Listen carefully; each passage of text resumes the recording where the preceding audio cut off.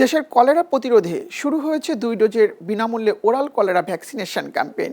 1 বছর বা তার বেশি বয়সী সব নাগরিককে এ টিকা দেওয়া হচ্ছে, তবে গর্ভবতী নারীরা এর আওতামুক্ত থাকবেন। আজ থেকে প্রথম ডোজ দেওয়া হবে, যা চলবে 21 সেপ্টেম্বর পর্যন্ত। দ্বিতীয় ডোজ দেওয়া হবে 26 সেপ্টেম্বর থেকে 25 অক্টোবর পর্যন্ত।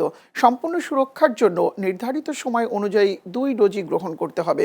প্রতিদিন সকাল 8টা থেকে বিকাল 5টা পর্যন্ত টিকা দেওয়া হবে। সারা দেশে মোট 51,75,000 মানুষ টিকার আওতায় আনার লক্ষ্য নির্ধারণ করা হয়েছে।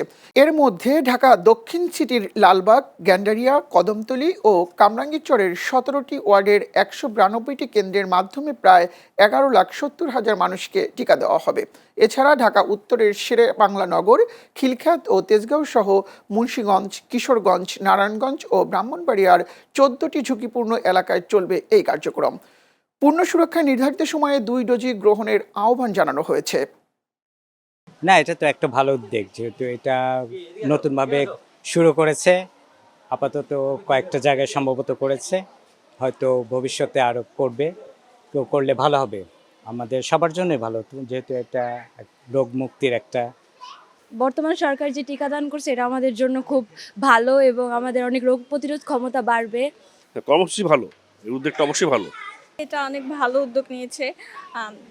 সরকারকে বলবো যাতে এই কর্মসূচিটা আরও বৃদ্ধি করা যায়, আরও বিস্তার করা যায়, কীভাবে সবাই এটার আওতায় নিয়ে আসা যায় এই ওরাল টিকাদান কর্মসূচি।